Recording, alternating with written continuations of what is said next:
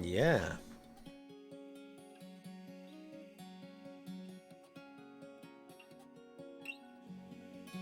Oh, where is it? There it is.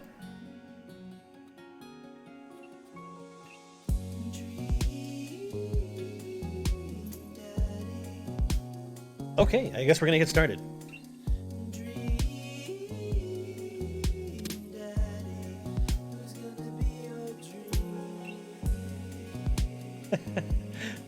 It's just reminds me of Tim and Eric. I'm gonna meet that dad. Anyway, we're gonna meet that dad. Gonna meet that dad.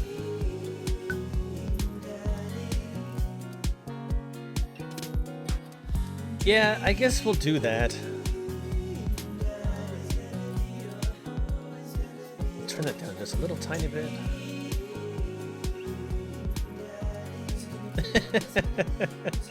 I told you you'd like the game that I was choosing.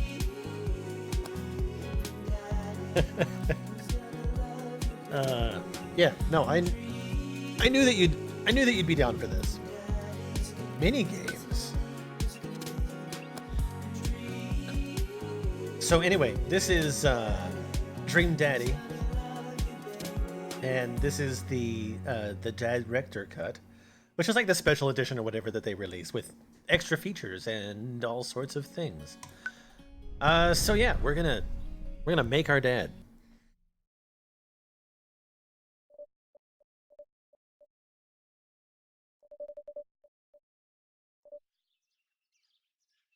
Dad. Dad, wake up!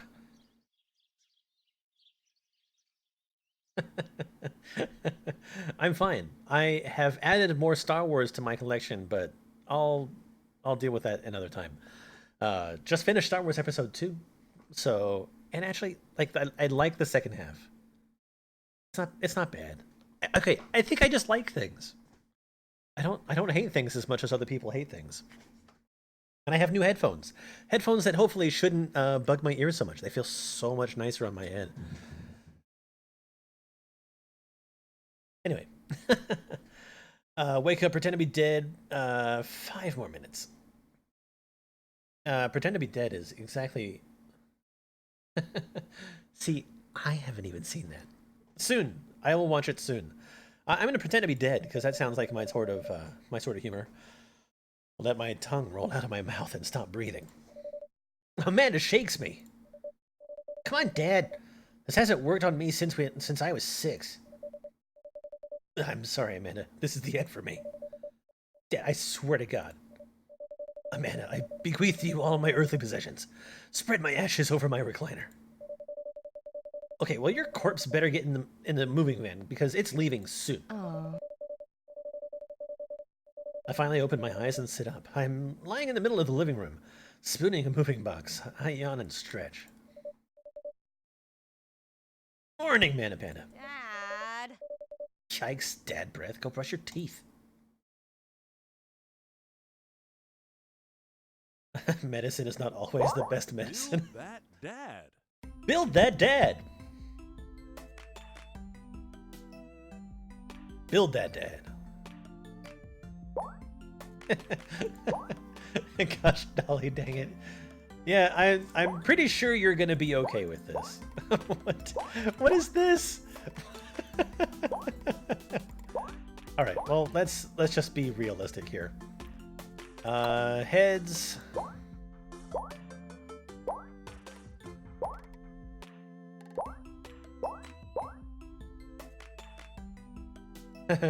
Binder builds are trans. Okay.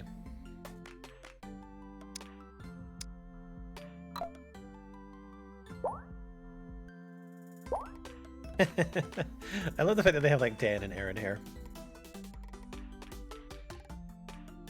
I'm trying to think. Goku. Just straight fucking Goku hair.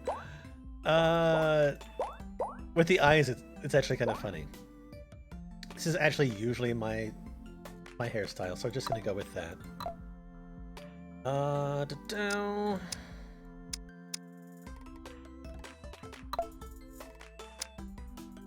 Actually, that's plenty white enough. That's about right. Perfect.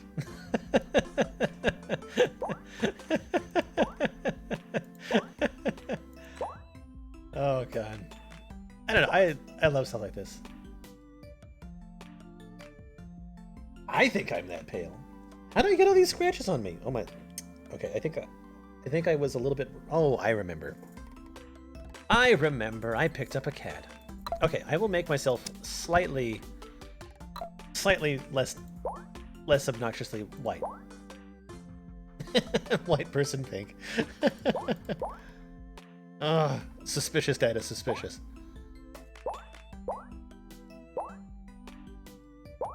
They don't really have the kind of... Yeah, I mean, it's either...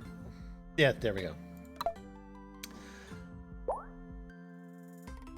That nose looks out of place. It's like now I wonder like what my nose looks like.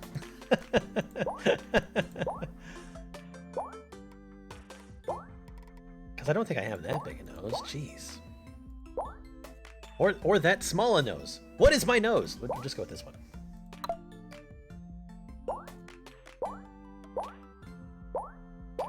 Fucking goofy lips. What is this? Oh my god. I think I'm actually gonna go with those. Those are the lips. It makes it nice that I actually have a camera here in front of me, so I can actually sort of like look at myself. Nose is like a mix between like Jewish and Greek.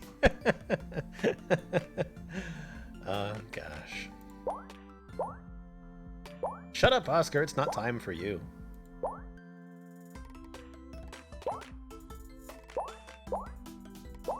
Those are like so freaking anime.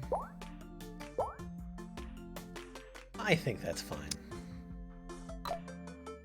I have none of this. I do have glasses, however. Those are actually perfect. That's basically exactly the kind of glasses that I have. I don't have piercings.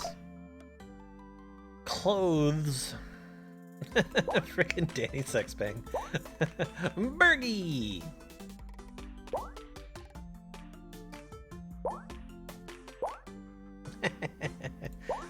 Oh gosh.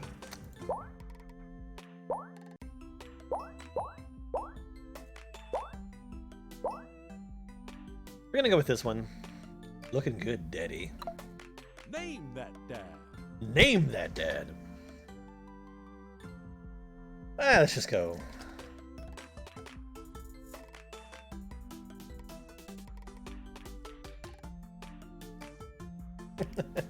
I'm trying to think of like my fine daddy. I'm trying to think of like what last name I want to put on there.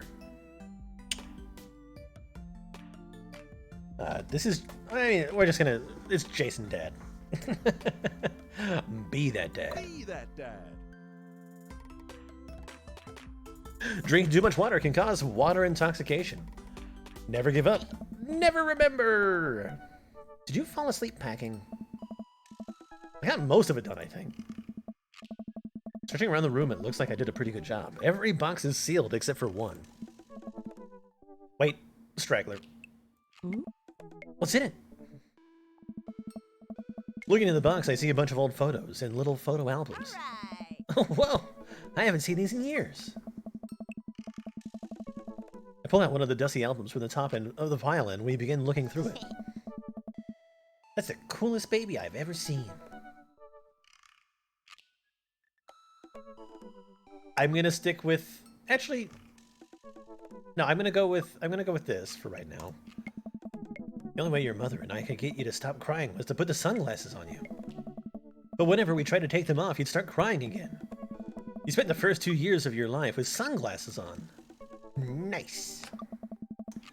Halloween when you were maybe 4?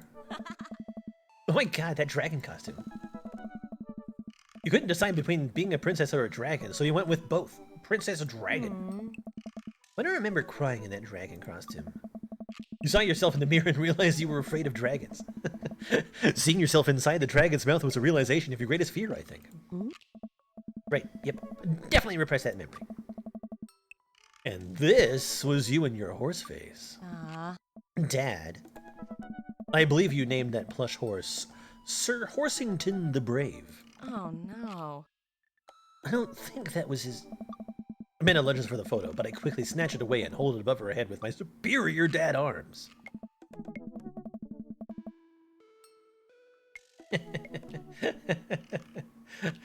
Nice try, but this is important blackmail for later down the road. Go ahead and try me. I've seen pictures of you and your ska band. Ouch, kid. The Scammunist Manifesto had a chance back in the day. I look off into the distance and reminisce about that rad horn section. Hey, it's Emma P. Oh. No, Dad, that's Emma R. I didn't meet Emma P until high school. Honey, I promise you, wholeheartedly, that I will never stop mixing those two up. Dad, Emma R has been my best friend since I was 7. Get it? Like, a little bit of effort?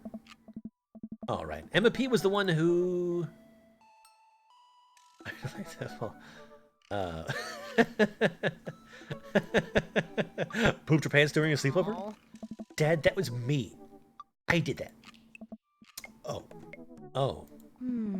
I was having a sleepover with Emma R. Who isn't Emma P? She never told anyone, though. True blue, that Emma R. Anyway, I gotta show this to Emma R later. She'll get a kick out of it. The first photography award you ever won. Yeah, and it got us a $20 gift card to McFridays. Yeah. And you got that. Then you got food poisoning from the cheesy tostada blast. I think you mean food poisoning. You know, with a Z. Dead. Still can't drive past McFridays without gagging. Still proud of you, though. Amanda reaches down into the box and pulls out one last photo. Oh. Neither of us say a word. We stare at the photo for a long moment. She's cute. Cute kid. I finally decide to break the silence. I like adoption. Adoption sounds nice. A kid should never go without a family. It's kind of a funny story. The day we brought you home, we got into a car accident. It wasn't anything big, just a little fender bender in the parking lot. But of course, I was freaking out. And the little old lady who crashed into us was freaking out, and I didn't know what to do. What's your mother? Oh, man. She holds my hand and looks me directly in the eyes. The calmest I've ever seen her, she says. It's okay. It's all gonna be okay. She was right, you know. I stare at the picture for longer. Maybe too long. I miss her. I can't even imagine what it must be like for Amanda. She pats me on the back. Come on, Pops. We gotta finish packing. The moving van won't wait forever. You're right. You're right. Amanda and I pile into the car and take one last look at the old house. Okay. Who cleans this car? Seriously. Look at all that trash. So many memories here. Hard to believe your mother and I bought this place almost 20 years ago. Hey, remember when I shattered the front window playing catch? You always had a very strong arms. Hey, remember when I shattered the other window pretending to be a robot who breaks windows? You were a very imaginative child with strong arms. Alright. Hey, remember when I broke the back window? We get a minute. You break stuff. And there'll be plenty more stuff for me to break in the new place. Memories to make and stuff to break. You ready? Sit in silence for a moment. I watched my daughter grow up in this house. It will forever hold a place in my heart, but it stings a little bit to leave it behind.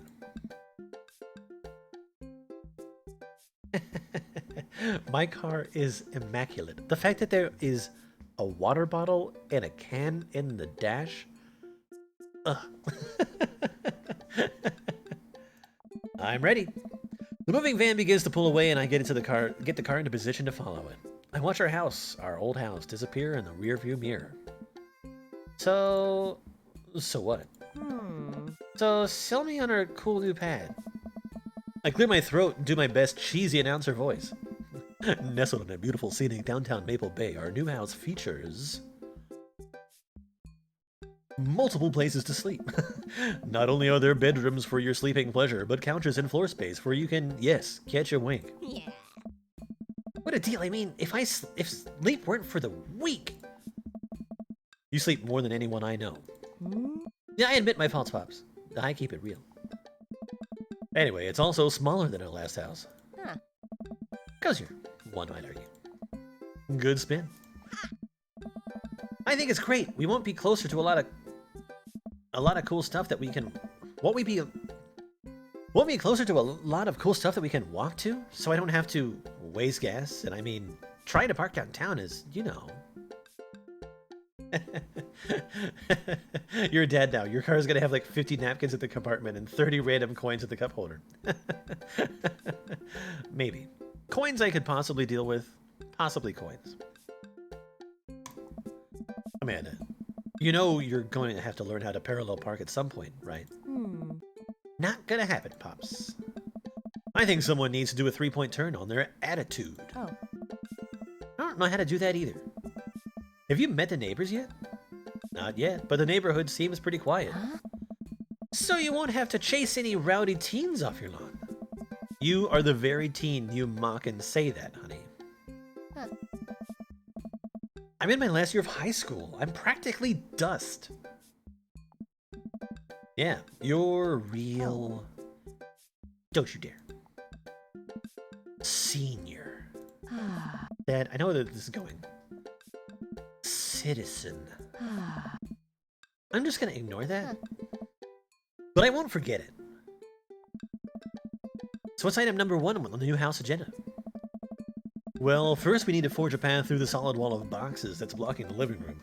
I still have to install the washer and dryer. We need to go grocery shopping. Hmm? Pops, cool your jets. You have to promise me that we're gonna take a break and explore the neighborhood. Okay, you're right.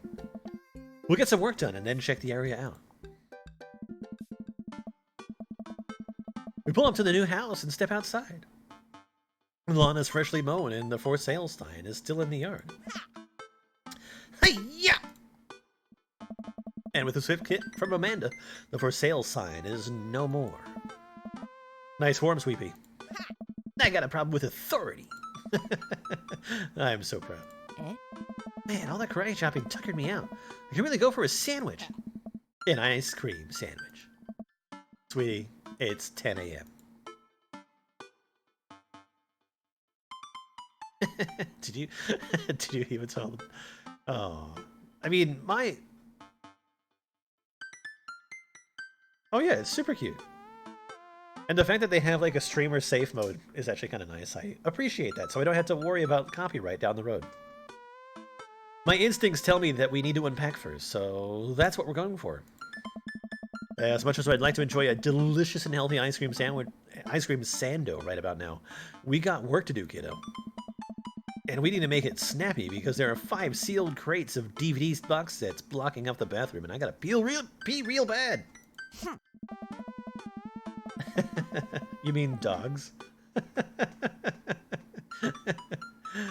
Don't let the entire cast of all 13 seasons of Shark Tank, but with actual sharks, stand in your way. Let's get to it.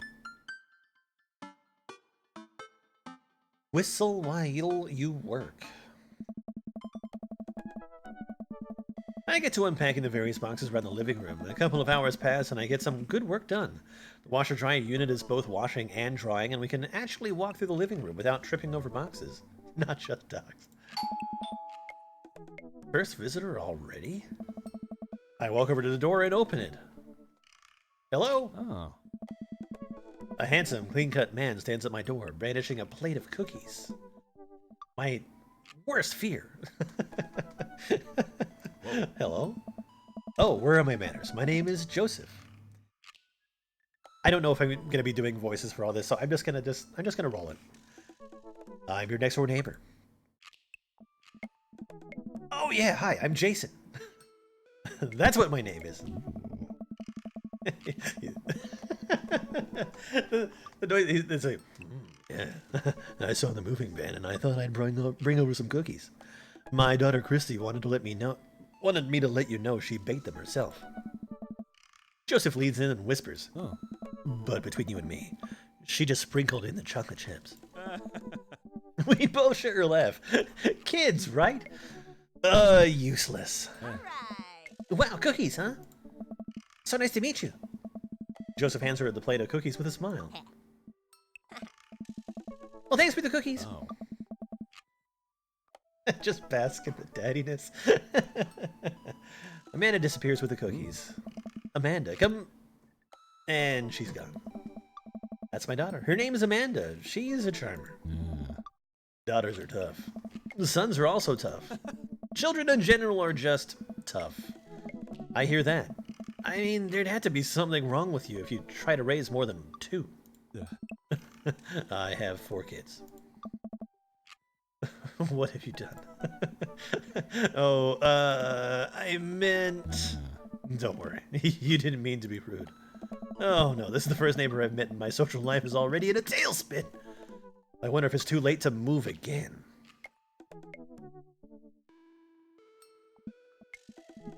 Yeah. Okay. Is the missus around? No, not anymore. She died. Huh. Oh. Yeah. Yeah. I'm sorry for your loss. No, it's all right. Wow, this is uncomfortable. We stand there quietly for a moment, actually aware of how awkward we both made things. I'm sorry. Can you close the door real quick? I look at Joseph quizzically, but comply. After a second, I hear a knock on the door. Opening it, I see Joseph standing there with a huge smile. Hey!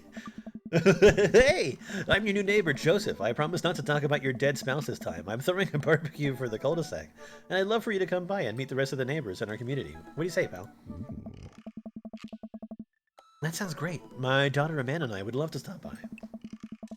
Also, 4 kids is perfectly normal amount of children to have.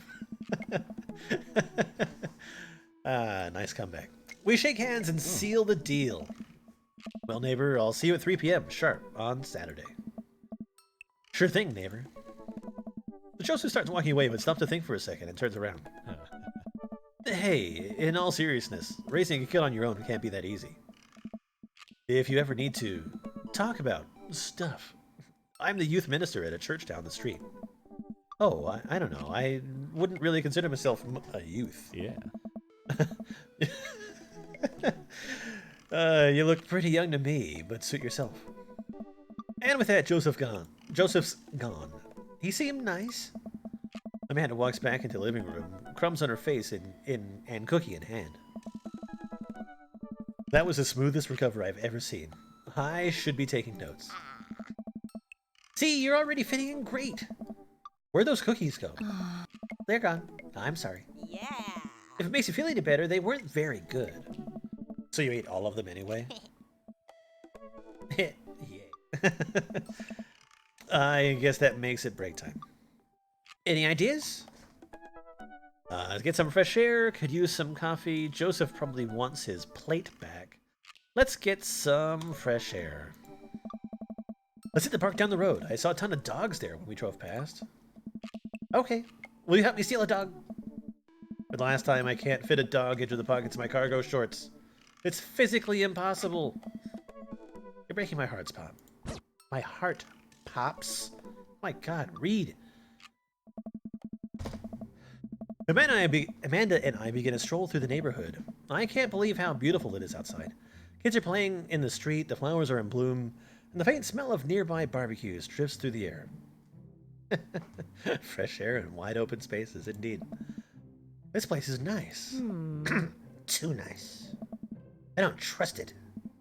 Good eye, honey. You can never be too careful. See that baby in that stroller over there? Government operative. We're onto you, baby. We walk for a while and eventually end up at a small park.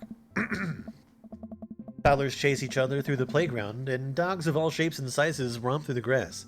It's pretty crowded, but Amanda spots a nice empty bench.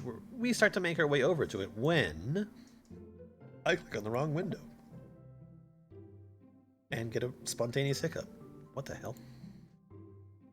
Heads up!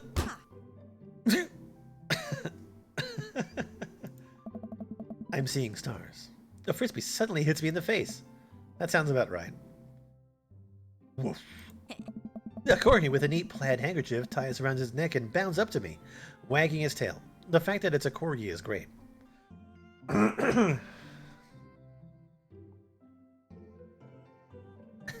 Hello, did you throw this thing at my head? I like your necktie.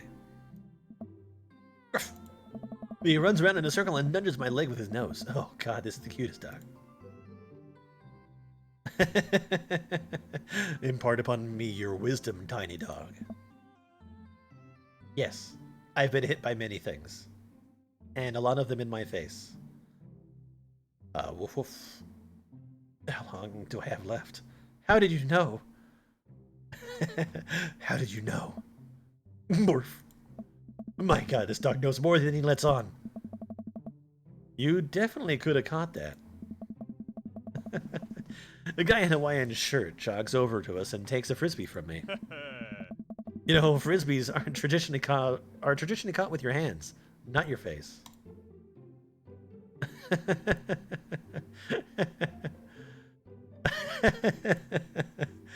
Oh god. I'm trying to. I sort of just want to go with this, like how I would actually answer it. I'm trying to find like what fits my humor the best. Yeah, I'll catch it with my teeth next time. You got me off guard on this round. Not again. Not ever again. Yeah. Apparently he really liked that.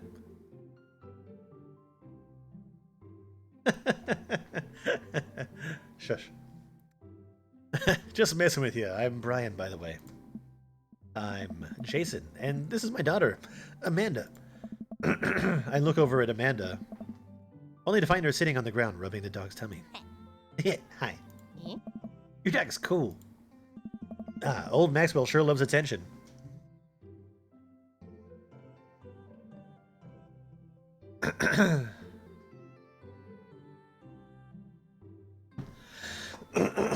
Brian's one of top 3 dads. Wow, that's impressive. Here, let's go for a slightly different view here. There we go. Seeing as I don't need the TV, I don't really need to be at an angle. Anyway. Old Maxwell sure loves the attention. Where's my mouse? It's great to see another father and daughter out here on such a sunny day. Where's yours? Brian gestures over to a grassy knoll where a young girl sits on a checkered blanket. She's reading a book bigger than her head. She puts it down and heads over to us. This is Daisy. She's reading the Brothers Karamazov. Her teacher tells me that she has the reading and comprehension skills of a high schooler. How old is she? 10. She's a precious little youngster. Whoa. My natural dad instinct kicks in. I must brag about my child's accomplishments. So I think I've seen like most of the stuff that happens in like the first, let's say like 45 minutes, went like an hour. So after this, everything will be pretty new. But like I definitely have seen all this stuff. This is cute. This fits the bill. Go on, Daisy, tell him about yourself. I like the sprites that they did. That's my girl. Amanda, get in there. Okay, okay.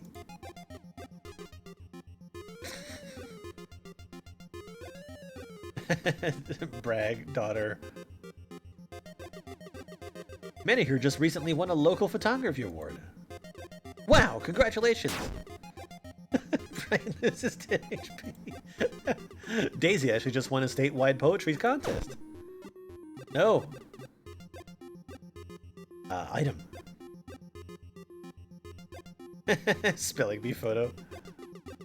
Oh, I've definitely seen this before. It's fun. Fumbling through your phone's browser, you managed to pull up a photo of Amanda winning her 10th grade spelling bee.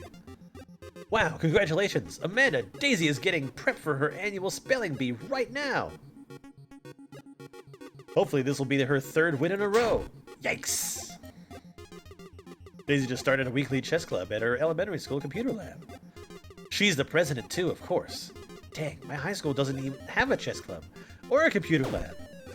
Oh my god, I'm losing!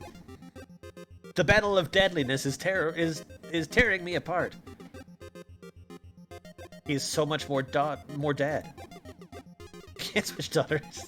Amanda's your only daughter. That's funny. Item, we're gonna go Band-Aid.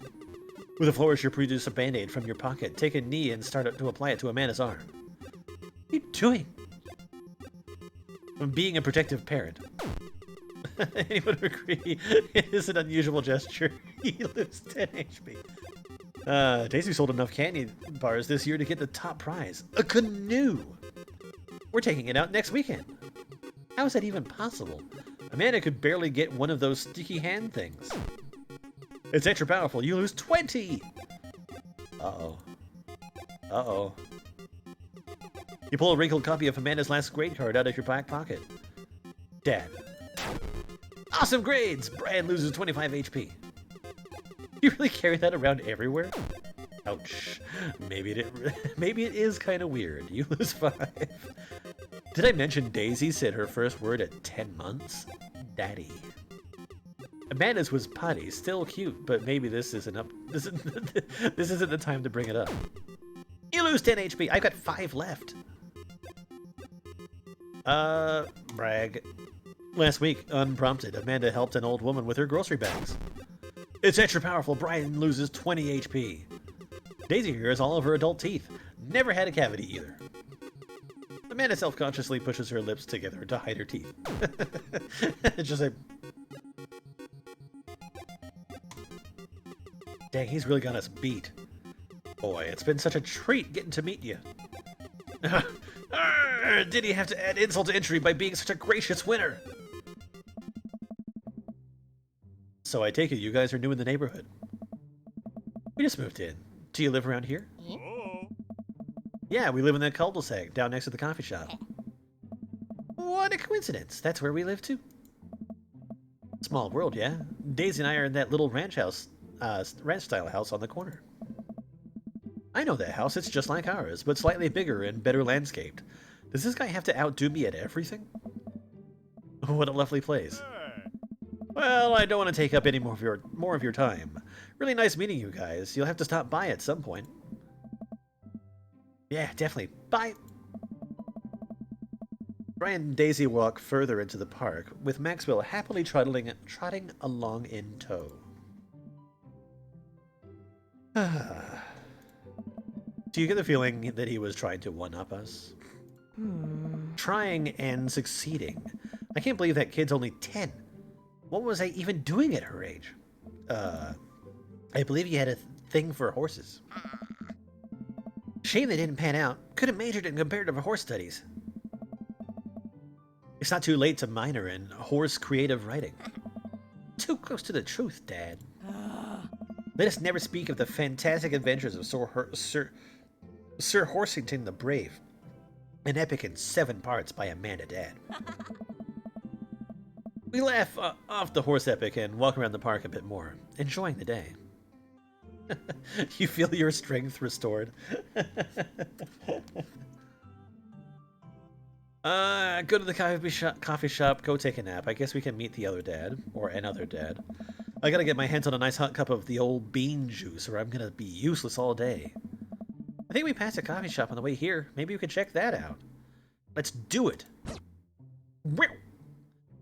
If you're parking uphill, be sure to turn your tires toward the street.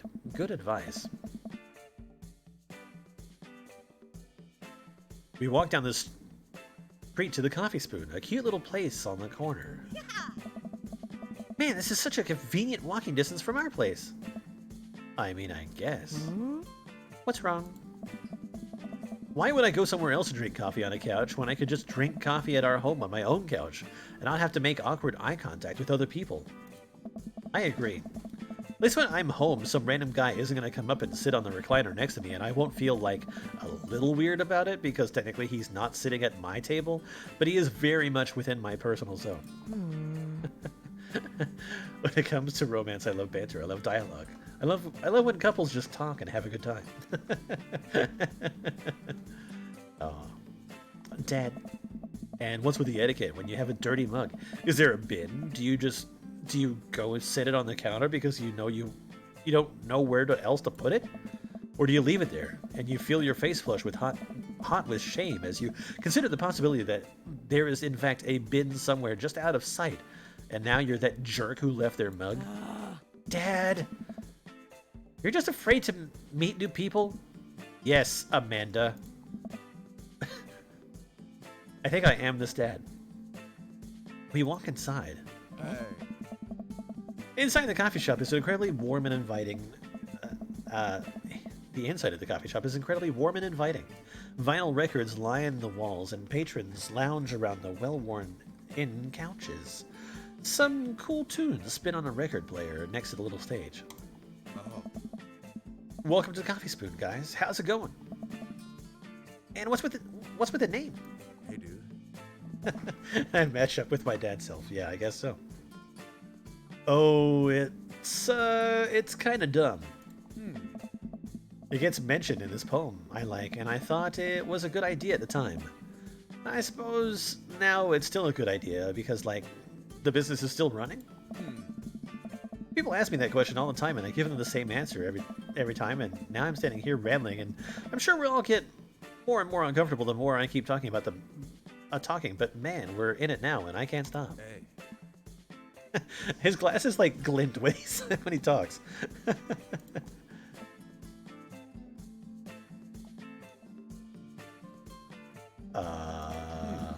So what'll it be? I scan the chalkboard menu and am immediately overwhelmed. I'll have a Godspeed you, black coffee. Iced Tegan and Sarah, chai Antword. Godspeed you, black coffee. A classic. I don't get it. The anime glasses glint, yeah. Oh, it's a pun. Godspeed You, Black Emperor is a really amazing, influential progressive rock band, known for their sweeping soundscapes and, oh, he said prog rock. I like prog rock. Hey. I'm doing the thing again. Hey. But coming right up. And for you. I'll have a macchiato DeMarco, please. Hey, dude. It's just like, hey, dude. Hey, dude. Coming right up. Do you want that in small, medium, or Biggie Smalls? Medium. Wait, is Biggie Smalls big or small? I should change that, shouldn't I? Matt says to making our drink, and Amanda and I take a seat on one of the couches. What's his deal? Let the man make his puns. They're cooler bands than you listen to anyway. Hey.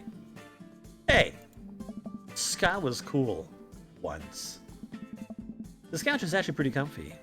Maybe not comfier than our couch, but it's alright. Good lumbar support. You sink right into it. Okay, it's comfier than our couch. Amanda nudges me. This place is right next to our house, and that guy seems not only cool, but also just as uncomfortable with talking to other people as you are.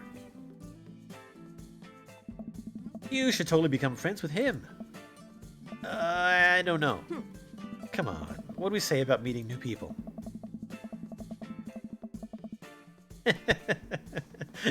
Okay, so he's not in your top 3, but he's an incredibly strong 4. Okay.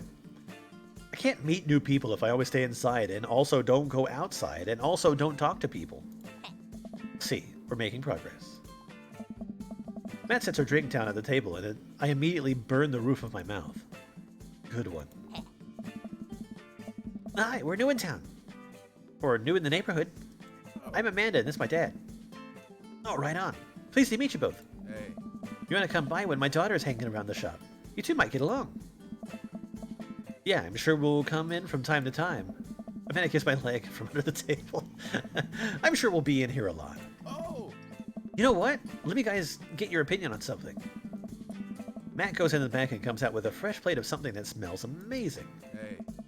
I'm working on a new banana bread recipe and I need help coming up with a name for it. Well, I think we're going to have to taste test it first so we can get the full flavor profile, you know?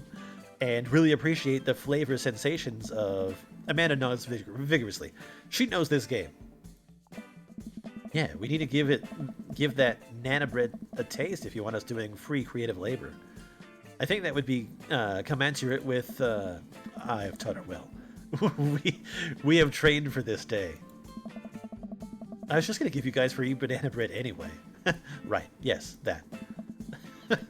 Matt serves us each a piece. Amanda and I happily chow down. This is amazing! Hey, dude. Thanks. The secret ingredient is bananas. So, any idea? Little knowledge. Banana bread is like one of the very few banana things that I actually like. That's banana. Dad tip. So, any ideas? I'm stumped. Well, I think I might only be able to give you a I might only be able to give you dad band puns, but I'll give it a shot. Banana bread Kennedys. Grateful banana bread. Right said, banana bread.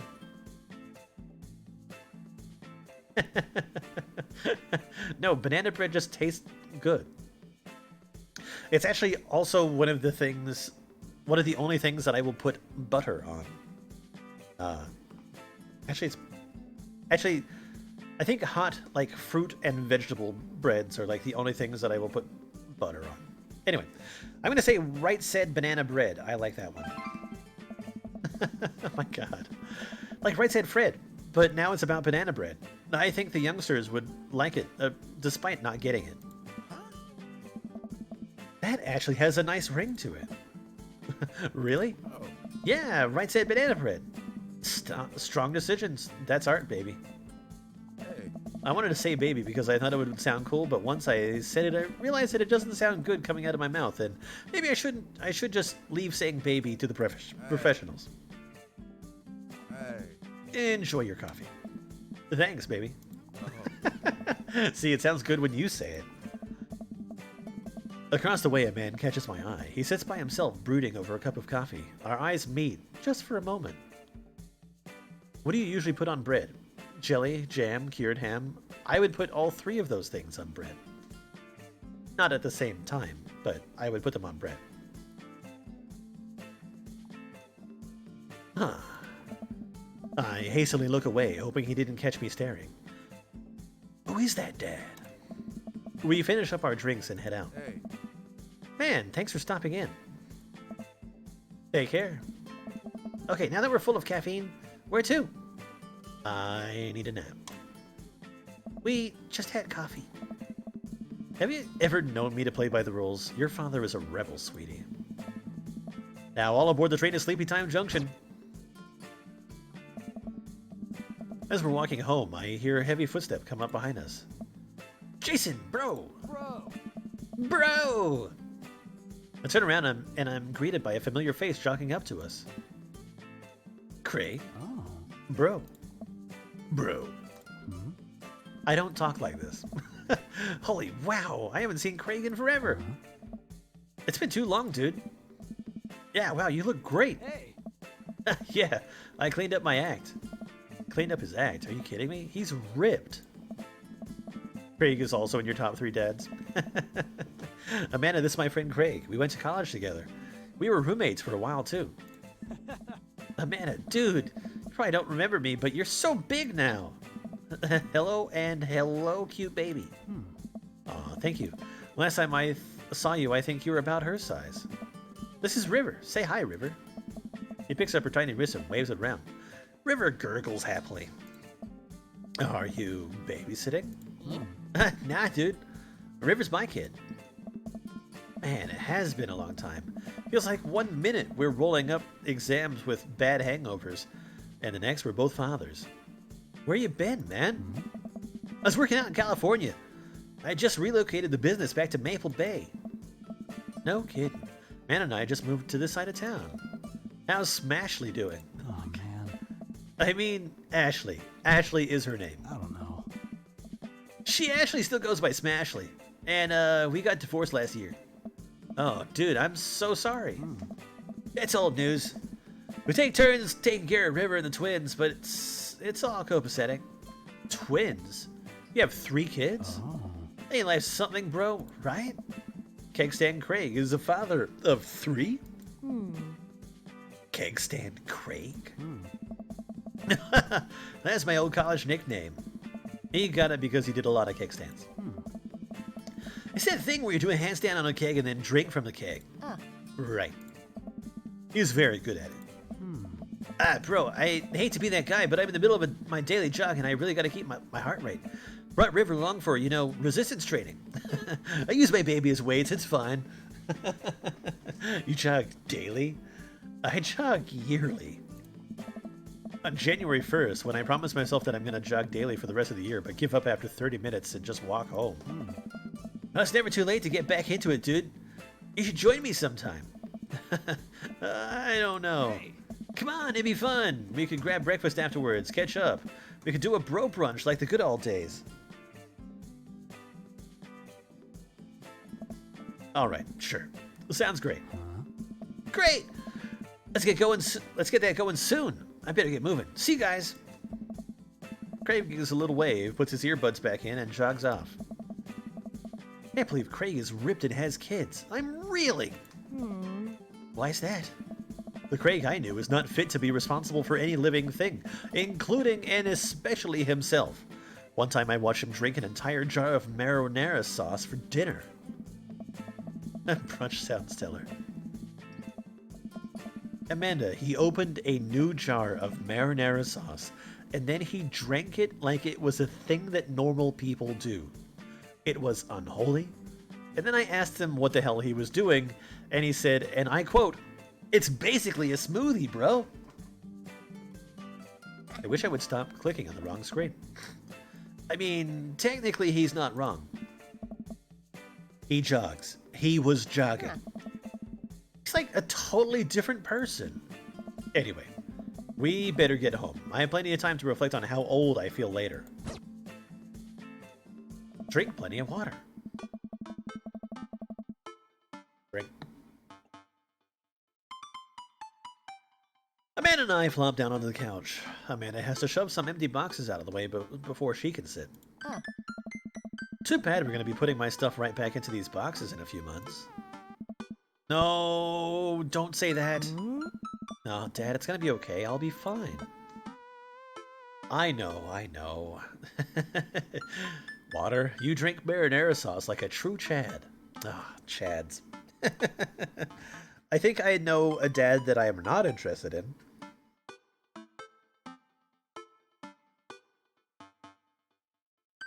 I know. It's just, you're my little girl, and it's gonna be weird not having you around. I'll come visit, and I'll text you every day, and I'll take lots of pictures. I mean, obviously, I'm a photography major. You promise? Of course. Are you gonna be okay by your lonesome? Oh, come on, I'll be fine. I'll get a dog or something. A dog! Alright. Forget art school, I'll stay for the dog. Is that what it's gonna take? Yeah. Medium-sized dog, handkerchief around the neck. I get to name it. That's what it'll cost me for me to give up my dreams. I'm a woman of simple wants and needs. Every dad is a Chad in this, except Joseph, but you'll see later. Well, a dog is a lot cheaper than college. Suddenly, a pile of envelopes slides through the mail slot. Speaking of college... Amanda darts over to the envelopes and shuffles through them. She pulls one out and throws the rest back on the floor. This is from McGowan College of Art and Design. You open it. But I'm scared. It's just an envelope. Yeah, and it's like my entire future. Not a big deal. She takes a deep breath and rips the letter open with her teeth. We have a letter opener, but okay. I hold my breath while Amanda's eyes dart back and forth, scanning the letter. What does it say? The admissions committee has reviewed your application, blah, blah, blah. Her face drops. Regret to inform you that we were unable to offer you admission in McGowan College of Art and Design. Amanda throws a letter on the coffee table. Oh, sweetie. It's okay, I kind of saw it coming. I knew I shouldn't have put that experimental stuff in my portfolio. Their admissions officer told me they just want to see portraits or whatever. I pull Amanda in for a big hug. You're an amazing photographer. I know how much work you put into your portfolio. Some of the school is going to want to snatch you up for sure. Yeah, I know, it's fine. Are you actually fine, or are you just saying that? I'm fine, really. Her face says the opposite, but I probably shouldn't push her on this. Oh. Oh, and before I forget, Emma, Art, and Emma P are sleeping over tonight. Dad. So...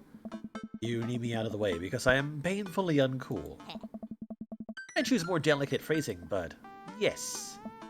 Well, I'll have you know that I conveniently already have plans for tonight. So you'll have the new place to yourself. Yeah? What are your plans? Quick, think of plans. I am secretly mayor of this town. Gonna attend the union meeting. I'm going clubbing. No, I am secretly mayor of this town. Amanda, the town needs me. I need to perform my mayoral duties. I must don my top hat and wear my monocle so that I may preside over my mayor stuff. Yeah. I think you're thinking of the guy from Monopoly. He was a mayor, right? Huh. He was not. Right. I'm just kidding. I'm actually going to go out and watch the game. Nice. Which game? You know, the game. The one that's on tonight. He seems to know about as much about sports as I do. A game on TV at somewhere other than here. Okay, cool. While you go do that, I'm gonna do drugs and commit some light arson with Emma's. I'm concerned you're hanging with the wrong crowd. Amanda shrugs. I would have expected you guys to be up to white-collar crime by this point. Maybe money laundering at the least. I'm a street rat, Pops. You're kidding about doing drugs and crime, right? Yes, Dad. Just making sure. I give her a pat on the head. Yeah. Have fun with your sports. Are you being sarcastic? No, I'm making fun of sports as played out. Huh. All right then. I do some light cleaning around the house and decide to clear out right before Amanda's friends arrives. Before I leave, Amanda stops me. Hey, don't forget you have that meeting with my English teacher tomorrow. All right, Mr. Vega. Yep, totally remembered. I'll be there. Try not to make assumptions about people. Dad tips.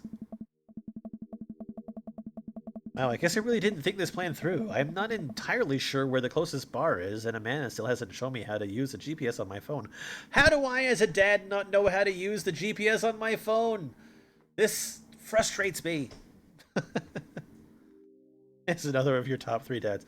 So basically, I know who your 3 top dads are then.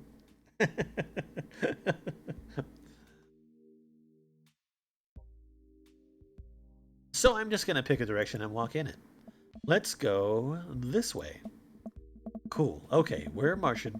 We're marching in the direction of the game. Any game, really. In the distance, could it be a big burned-out neon sign hangs above a tiny dive bar? Jim and Kim's, huh? All right, it'll do.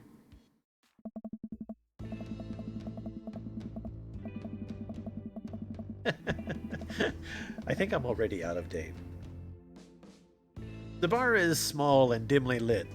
The crack of pull balls sounds in the back as patrons laugh and joke. A string of multicolored Christmas lights hang above the bartender. I can't tell if he's Jim or Kim. I pull up a seat at the bar. What'll it be? 1 beer, please. Sure thing, boss. The bartender slides me an ice-cold beer. I take a sip and enjoy the refreshing taste. Vintage. Say, are you Jim or Kim? I'm Neil. Oh. I awkwardly turn my attention to the game, which is playing on one of the TVs on the wall. As luck would have it, my team of preference is not only playing, but is currently in the lead, which is a good thing. The brightly colored mascot, which is some kind of animal, does cartwheels. I silently cheer on my favorite team, hoping that I don't get into any confrontational arguments with a fan of the opposing team. I like that based sports talk. Several people in this bar are wearing the distinctive colors of the team I dislike, although I believe from their demeanor that, like me, the passion for their team is all in good fun. A middle-aged woman holding a nearly empty wine glass sidles up to the bar and sits uncomfortably close to me. Hey, sailor. Oh, hello. Good to see fresh meat in here. I'm Mary. Come here often? Oh, no, I actually just moved into this part of town today. I'm Jason, by the way. Ah. Are you watching the game? Yeah, my preferred team is in the lead. If they keep this up, they'll win the game with ease. Hey. Oh my god. That's exactly how I would speak if I had to speak about sports. Oh god. I love that team, and I also love that game. I love someone who knows their way around balls. I'm getting the impression that she's a little drunk. Buy Kel a drink? Let's not buy Mary a drink. Maybe some other time. Ugh. Suit yourself, sailor. Mary saunters off, setting her sights on the newest bar patron to enter. I happily watch the game over another beer. The game has gotten close in terms of points, a little too close to what I'm comfortable with. Oh, Mary is like your favorite person in the game. Oh my god. Well, maybe we'll get to know her better then. After a particularly skilled player scores a number of points for the other team, putting them in the lead, I hear an affirmative grunt from another man at the bar. Go team. It's the brooding man from the coffee spoon. The one that looks like Negan from Walking Dead. You'll see her later, don't worry. It's the brooding man for the coffee... he sits alone, sipping whiskey and watching the game as well. Enjoying the game. I am now that we're winning. Oh, we must be rooting for different teams. In my opinion, my team is far superior. I have to disagree with that. Based on our win-loss record, I'd say that my team is superior. That's where you're wrong, since as it stands right now, my team is beating yours. The conversation ends there and we both go back to silently rooting for our respective teams. The game is close, with both sides playing their hardest to win. But in the end, my team prevails. Quiet cheers ripple throughout the bar. I raise a respectful glass at the man drinking whiskey. He raises his in response.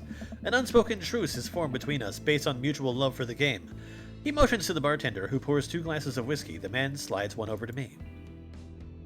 God, Jason, click on the right thing. The name's Robert. Thanks, I'm Jason. You must be new here. Mary already hit on you? Yeah. Robert chuckles. She's a peach. Well, you picked the best bar in town. As slimy as it is, you'll never find a better spot than Jim and Kim's. He actually has a nice smile. Is there actually a Jim or Kim that runs this place? No, that'd be Neil. Robert is a neutral dad to you? Neil waves from across the bar. Good guy, Neil. Not enough Neils in this world. Okay. You a whiskey fella or a beer fella? Beer, but I'll drink most things. You like shots? Shots fired. I don't like them. I love shots. Thank God.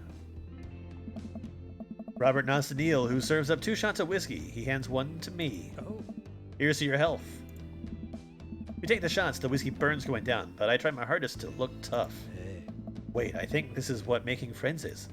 Okay, Jason. This guy is out of my friend league, but I think if I play my cards right, we'll be pals in no time.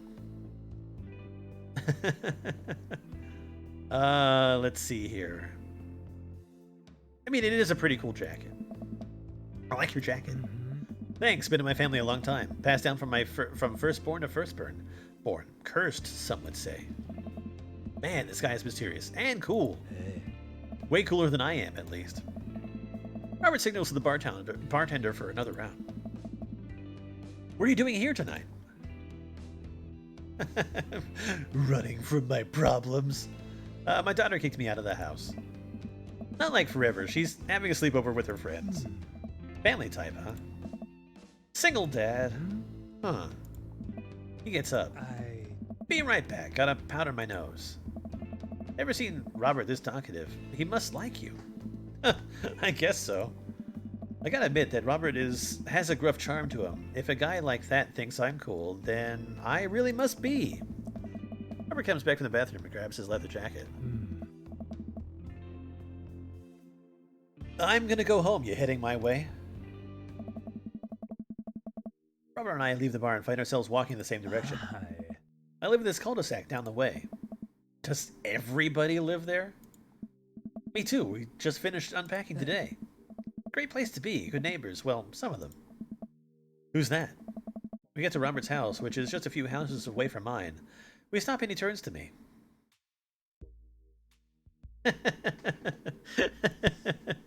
I've basically seen up to like this point.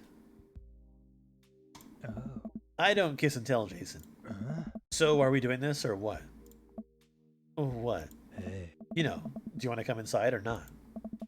A wave of realization rushes over me. I blush. Lay it on smooth. No thank you. I'd better call it a night. Catch you around? Mm-hmm. Sure. I head home, head buzzing with whiskey. What did he mean by, are we going to do this or not? Come on, you know what he means. I plop down on the couch and I'm aware, I'm asleep before I even get the chance to take off my shoes. I wake up to a text from an unknown number. Rise and shine, early bird. Still want to work out? This is Craig, by the way. Holy crap, it's 6 a.m. Who does 6 a.m. anymore? Without realizing it, I drift back to sleep. Oops, must have went back out. Check my phone again. Hey, bud, still want to have that? Still want to get your swole on? I'm ready to tear up the track. Hit me up. God, the last thing I want to do right now is work out, but it is Craig. I do want to catch up.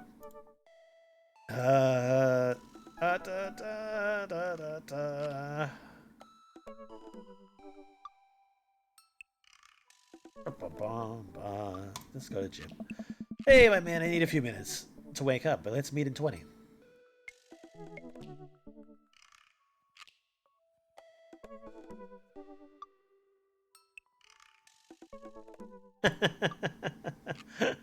Really? Oh.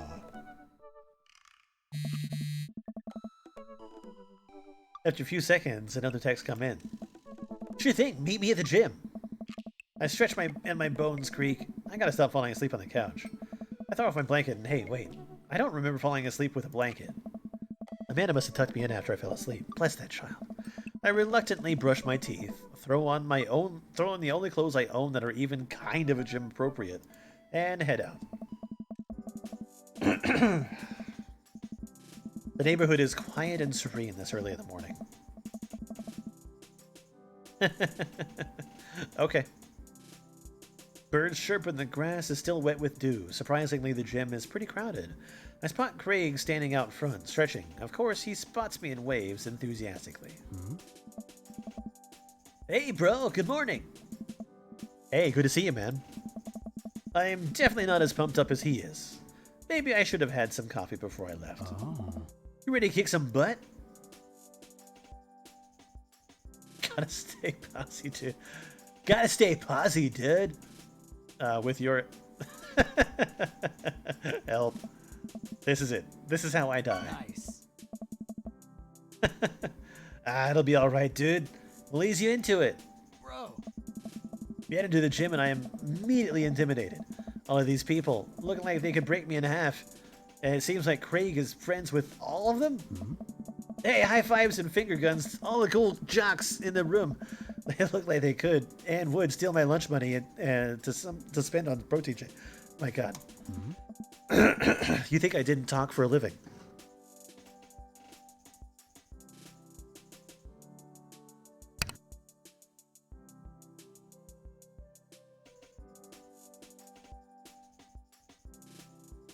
Come on, bud, let's warm up. We head over to the treadmills and start walking. Okay, I can walk. Walking is good. This is a decent place to be. Walking. Oh, I'll be fine. So, I know we are on the treadmills. Mm-hmm. Yeah. And those over there are ellipticals? Oh. Very good. What is all this other stuff?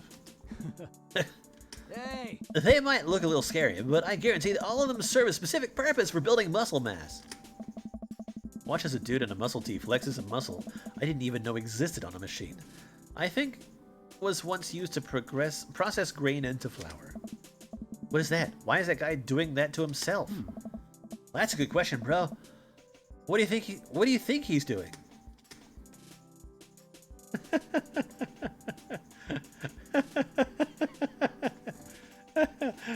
Praying to some sort of pain god. It's like a religious self-flagellation meant to atone for one's sin. You're actually not far off from the truth, dude. Oh no, Craig is turning up the speed. I better do the same. How long have you been doing the buff thing? Couple years. What do you do when you're not dadding or working or buffing? Oh, I coach my twin softball team. I still counts as both dadding and buffing.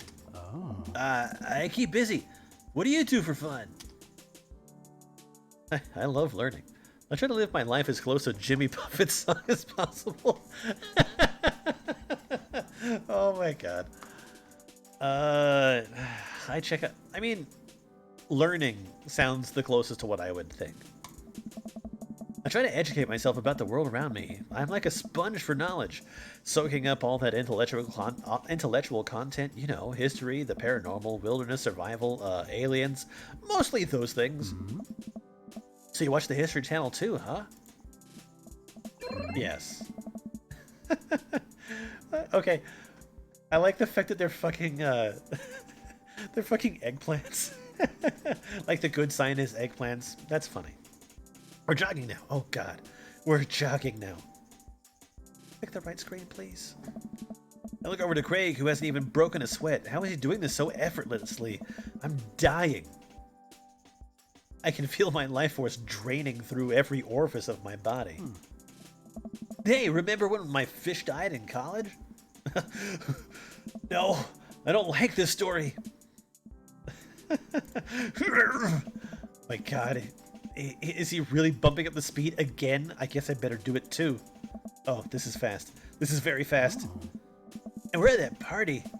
Oh, and we were at that party. And you vowed to make me feel better? You tell me to create a distraction, and so of course I do a sick keg stand and get everyone cheering. And then I try to steal a fish from the fish tank at the party with my bare hands like an idiot. Bro! And then you drop the fish and it's flopping around and you panic. So you run up to me post-keg stand with a dying, dirty fish in your hands that you scooped up off the ground. You're yelling at me that we have to leave. Hey! So we're running out of that frat party with a fish and trying to give it mouth-to-mouth resuscitation. We get him home and we get him into a bowl of water, but the prognosis was grim. And the next day, he's alive and well. They never did catch the great fish thieves of Grand Ridge U. And they never will. I shoot off the edge of the treadmill and crash into the wall. Jesus, that hurts! Hey! Dude, bro, are you okay? Craig offers me a hand and looks me over for injuries. I'm fantastic. I manage to stand up and rub my back. It doesn't hurt now, but I'm sure it will later. Oh, man. You don't have to push yourself like that. Always know your limits. Well, I think I might call our gym adventure here. You sure? Yeah. Oh. Alright, well, here, I brought you this. Ray hands me a shaker bottle full of thick green liquid. I stare at it with what must be apparent distaste. It's a protein shake, bro. Oh, thank you. He wants me to drink it. Oh boy, here goes. I take a small sip. It's actually delicious.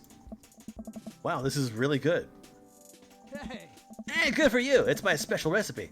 I'm pretty proud of it. Hey! Let me know if you ever want to work out again. Maybe we can try running around the neighborhood if the treadmills aren't your speed. No pun intended, bruh. Good one. Well, I'm gonna go put some ice on this. Everything. I'll see you around. I leave the gym feeling ashamed. Craig used to order delivery from the pizza place across the street from our dorm, and now he can run circles around me. Literally. Man, I really gotta work on this dad bod. I get home and lie down on the couch. It hurts to move. Oh god, I am so old. Oh no, I must have fallen asleep. What time is it? Shoot.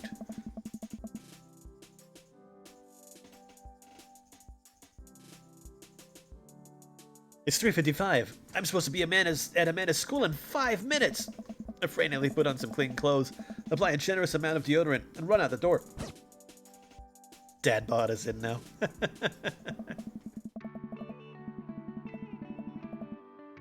I arrive at Amanda's school and check in at the front desk. They give me a bright orange visitor sticker and send me on my way. I'm barely awake and feeling pretty haggard, but hopefully no one will notice. I check my watch and am relieved to see that I'm only 2 minutes late. So he did all that in 3 minutes and got there. Was it room 103 or 108? I spot a youth standing at his locker and approach him for help. Hey there, fellow kids. Excuse me, do you know where Mr. Vega's classroom is? Oh my god. The youth turns around and looks me up and down with heavy lined eyes. Ugh. Come on, kid, I'm late for a meeting. Mr. who? Mr. Vega. I don't know. Have you tried the exit? Okay, wise guy. Are you gonna help me or not? Fine. Up those stairs and to the left. You can't miss them. Fellow kiddies. I keep up the stairs and walk around, unable to find Mr. Vega's class anywhere. And after a couple minutes of searching, I head back downstairs. That punk youth set me on a wild goose chase. Get back to where that low-rent Gerard Way is standing, fully ready to give him a piece of my mind, when suddenly a head pops out of the classroom next to his locker. Oh. Lucian, don't you have a third period to get to? Ugh, fine, Mr. Vega. Oh. Wow. Now I'm officially 10 minutes late. I glare at him as he walks away. We're not cool. You must be Jason. This period's almost over. Would you mind waiting in the back? Oh. Mr. Vega leads me in, and I take a seat in one of the comically small students' desks in the back. I might get stuck in this. Alright, where were we? Yeah, that's pretty late. But then again, I never follow that type of school schedule. Now, who can tell me about the unreliability of the narrator and J.D. Salinger's Catcher in the Rye? Yes, Colin? Colin stands up and does a thing where he blows into the crook of his elbow to make a fart noise. Whole class erupts in laughter. All right, everybody. Very funny, Colin. Please sit down. Now, Holden Caulfield is an unreliable narrator in the sense that a bell for the end of the period rings. All of the students immediately get up and make a break for the door. Whoa. Remember to do the reading and answer the response questions on the page 194 of your textbook. Nobody's listening. Oh. Or not, I guess. Mr. Vega turns to me in sighs. Middle schoolers, right? Don't you teach high schoolers? Both, you know. Wait, so you have a top 3 and then you have a number 1 dad? Is it because he's bookish? You know, budget cuts. Right. Oh. Thanks so much for coming in. No problem, Mr. Vega.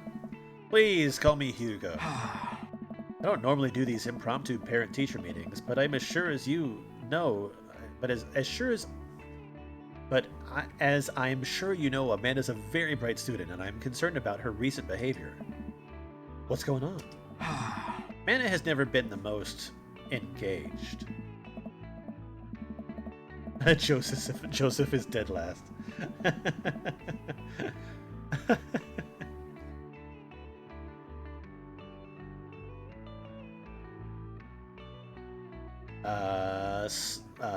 Never been the most engaged student, but I know she cares. Recently, though, she's been falling behind. She's not completing assignments and has been doing rather poorly on tests. I normally talk this up to senioritis, but this is strange. I thought Amanda was always shared everything with me. It hadn't even crossed my mind that something might be wrong. I just wanted to ask, is everything okay at home?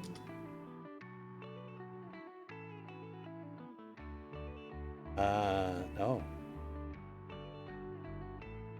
She does have a...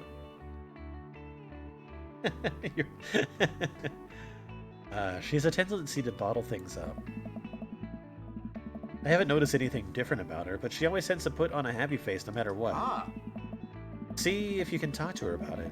I know she values you a great deal and would appreciate your guidance. If she keeps heading down this road... I know how important art school is to her, and I would hate to see her miss out on a scholarships money that she clearly deserves. I'll make sure to talk to Amanda. Thanks for letting me know, Hugo. Oh. Anytime. I mean, he is pretty handsome. And that bow tie, it's cool. On my way out, I stopped, thinking for a moment. I turned to Hugo. Hey, Hugo. Oh. Yes. They ever catch that rhyme? Oh my god. What the fuck? Oh. Yes. I leave the classroom and make my way out of the school. I'm still a little bit in shock that Amanda was able to hide this so well from me. She's always been such a force of positivity in my life, especially after we lost her mother. Amanda must be done with classes for the day by now. I'm sure she would appreciate a ride home, and maybe I can talk to her about what's going on. I pull up to the carpool, and Amanda hops into the passenger seat. So, Dad, did you have fun gossiping about me? Mr. Vega and I actually gossiped about our celebrity crushes. So you talked about Mario Batali the whole time? It was a very productive meeting.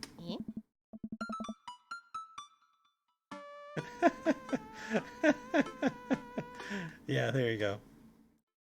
I'm pretty hungry. Can we grab some dinner? Sure thing. Yeah, let's go to the mall food court. Does that sound good to you?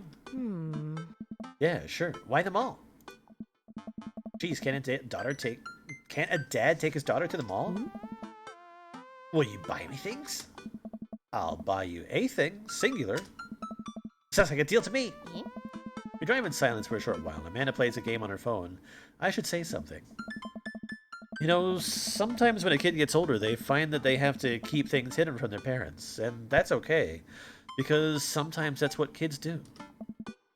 And that's okay, but also it's good to have parents' perspective, because, you know, maybe the parents have also dealt with similar situations.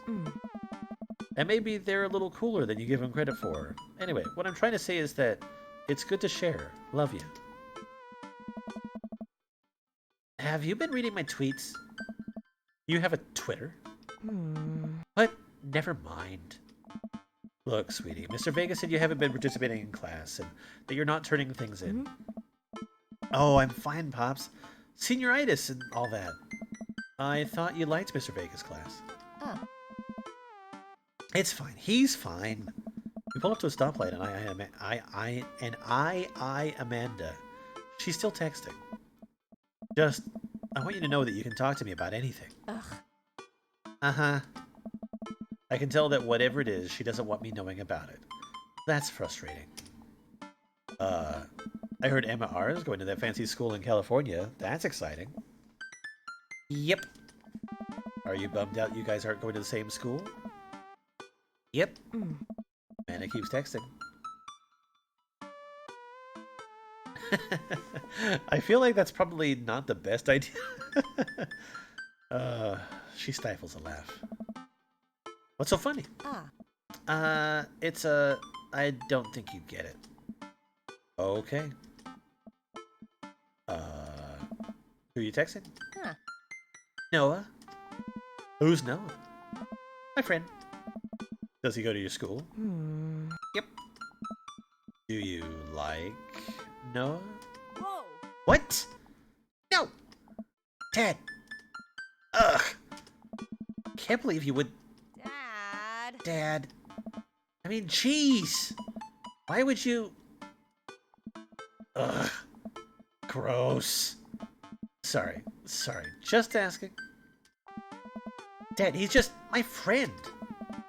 Guys and girls can be friends. He's my friend. Okay. Jeez. This is going well. Well, good talk. Love you, kiddo. She leans forward and turns up the radio. She leans foreign. I guess that conversation is over. To the mall, then. They really stepped up the protection value in episode 5. This is the joys of parenting. Trying to decipher what your kid is meaning and not offend them. We arrive at the mall, a big indoor shopping center with a couple different floors. It's kind of dead, but that doesn't stop a mall security guard from yelling at a group of loitering teens. Let's eat something disgusting for dinner. Hell yeah! Language, Missy. Heck yeah! Better. Fuck yeah, Dad! Right on. We approach the food court and evaluate our options. There's greasy restaurant after greasy restaurant. My heart burns just looking at the menus. Nobody looks happy to be here. What are you in the mood for? Bread dipped in sugar? Bread with cheese on it? Or do you just want me to inject some fat directly into your bloodstream? I extend my hand to her. Would you do me the honor of sharing some nachos? She takes my hand with a grin. I'd make me the happiest, cheesiest girl alive. Grandma's making soup for dinner. Fuck yeah! Fuck yeah, grandma soup! Oh, God. We're a giant pile of chips and a naturally orange cheese from a very unenthusiastic and possibly stoned teenager. We take a seat at a rickety table and dig in. What? These are bad. These are very bad. But also strangely delicious. Huh? We have to eat through the pain. We enjoy the fluorescent cheesy goodness together until we're all out of nachos. So, something's been bothering me for a while. Can you explain memes to me? Huh. Ugh, which meme? All. All memes. Amanda sighs deeply and places her head in her hands. Ugh. Dad, it's complicated. See, memes are inside jokes shared by a bunch of people that get less funny the more people do it. So the problem is that by the time you get the meme gets to you, Dad, all us youths have already done the joke to death. Favorite mall food?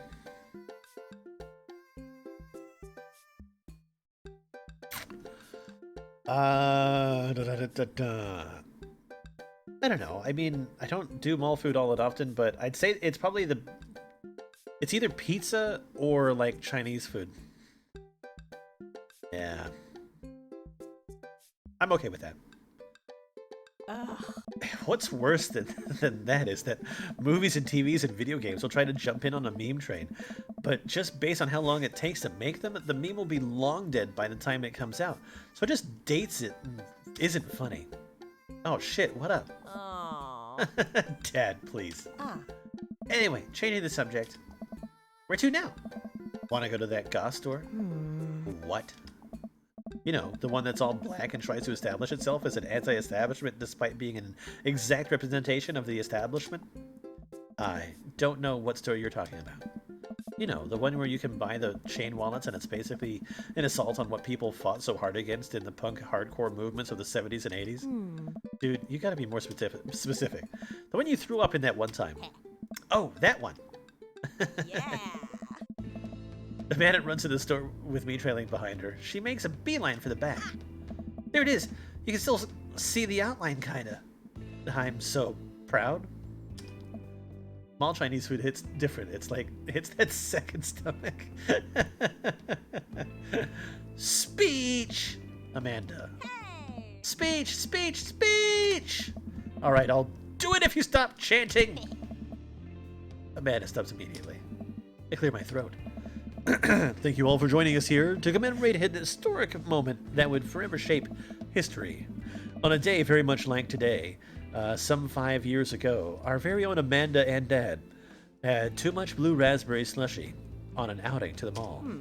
After begging her father to take her to Dead, Goth, and Beyond to buy a rainbow suspenders, she proceeded to throw up all over the display of My Chemical Romance merchandise. Her loving father then had to pay for said merchandise, which to this day remains among our possessions. Thank you. All humans have 3 stomachs: homemade food stomach, takeout stomach, and dessert stomach. Okay. Amanda is moved. She begins clapping, slow at first and faster and more vigorously.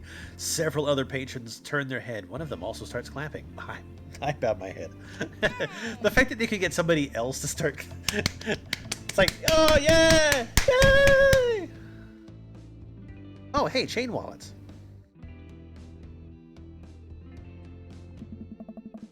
While Amanda busies herself looking at band t-shirts, I try to find something of interest to myself.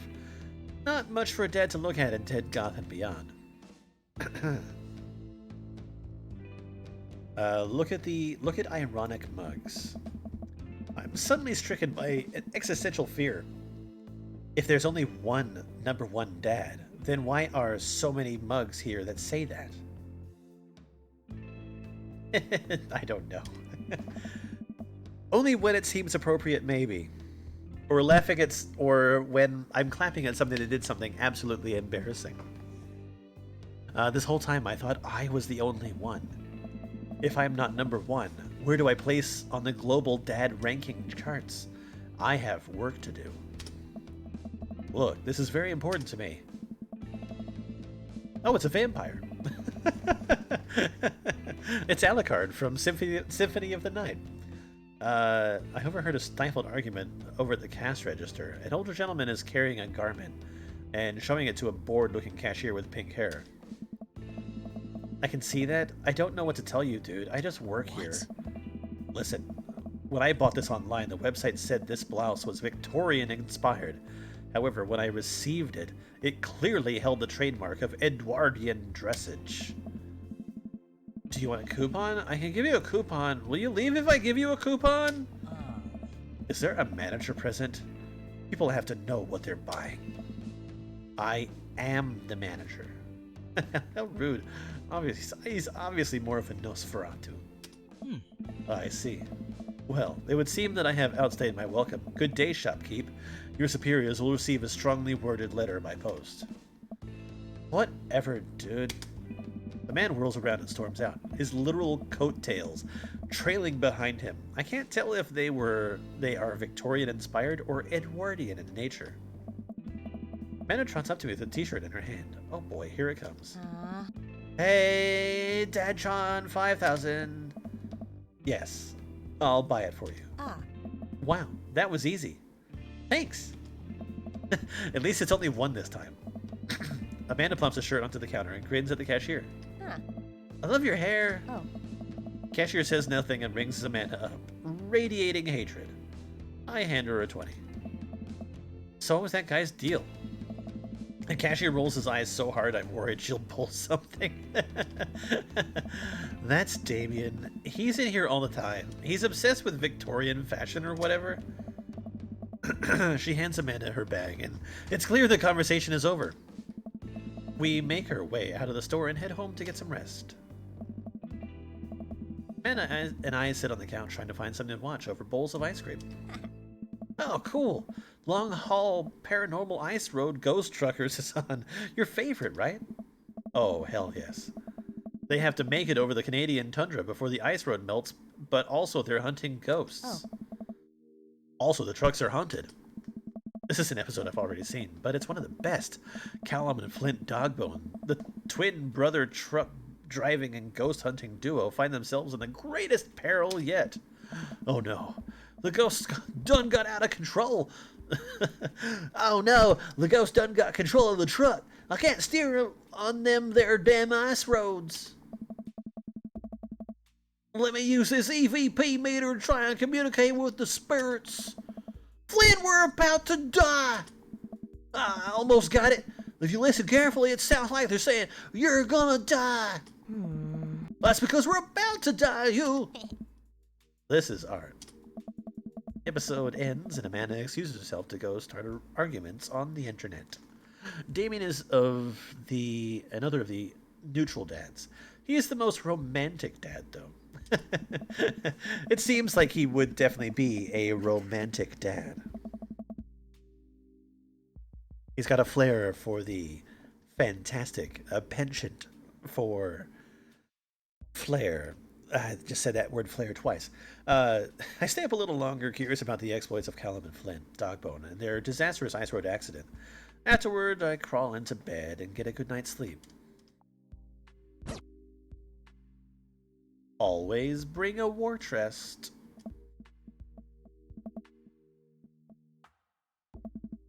Morning, sleepyhead. 5 more minutes. You have never let me have 5 more minutes, so get up. Fine.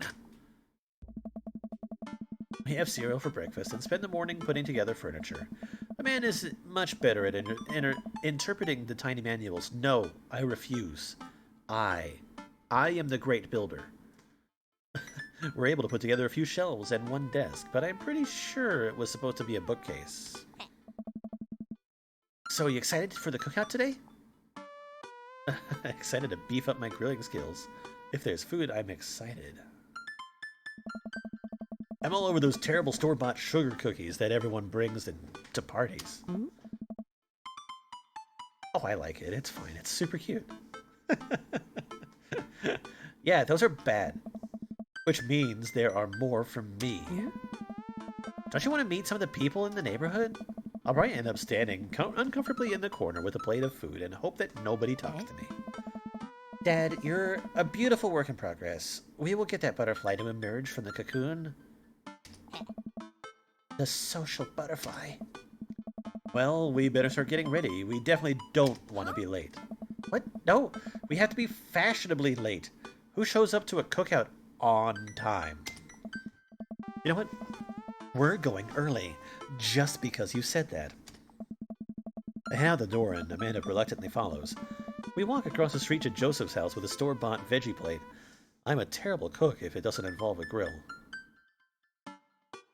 If only I had an Amanda in real life.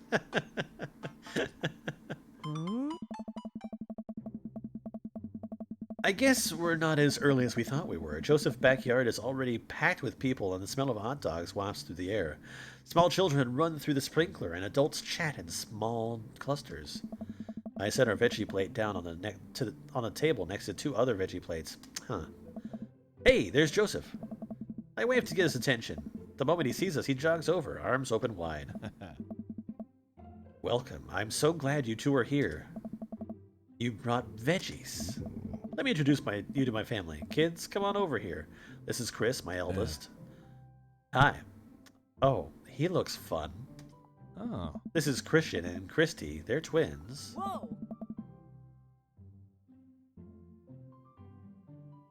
Okay, they stare creepily and say nothing.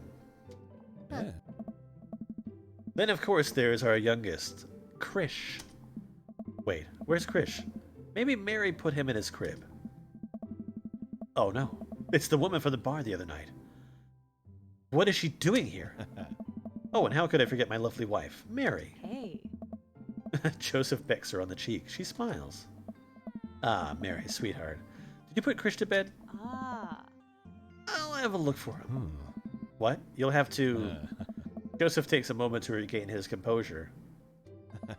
Mary, this is our new neighbor, Jason, and his daughter, Amanda. I'd shake your hand, but I have a glass of wine that I need to tend to. I love her. Nice to meet you, Barry, for the first time. Charmed. Well, I have to go over there now.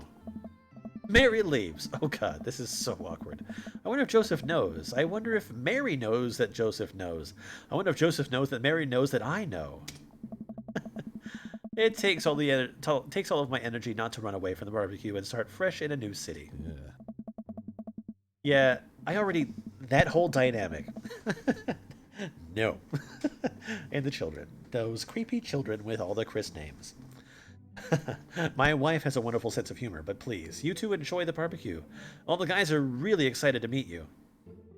The tea begins to stir. Yeah, and I'm the one, like, if I'm stirring that tea, I'm the one with, like, a 10-foot spoon, stirring it as far away as possible behind a wall. Amanda and I mill around and try some of the food spread on the table. I pick at some of the deviled eggs. Amanda grabs a small paper plate and immediately begins piling it with baked goods. Ugh, I don't want to have to make friends. Dad. Come on, Dad. Who are you going to party with when I go off to school? I don't want to have to do pleasantries. Dad. Ugh, they're going to talk about weather. Oh. Go. Do it. Make a friend. But how could I possibly abandon my only child at a social function? That's bad parenting. This way of cookies is my new dad. Bye. Vanna shows me into the center of the yard. Well, here goes nothing. I look around the party and I'm surprised to see some familiar faces. Isn't that the barista from the Coffee Spoon? Didn't I meet that guy at the bar? Who's that dad? Didn't that guy throw a frisbee at my head? Isn't the guy who was throwing a fit in Dead Gotham Beyond? Isn't that Amanda's... I've met so many dads. Isn't that Amanda's teacher? Hey, I know Craig. But wait a second, all these people live in our cul-de-sac? That can't be right. I'd better investigate. Matt, Hugo, Craig, Joseph, and Damien. Burger time. We're gonna go Robert and Brian. All of them ripe for the talking. I glance across the yard and notice Robert and Brian chatting over drinks. Man, I don't think I want to deal with being one-up by Brian or whatever happened with Robert last night. Oh no, they caught me staring. Oh no, Brian's waving me over. Shoot. I flash a smile and walk over to them. Hey, guys. Jason, how the heck are you? Settling into the neighborhood all right? Oh, you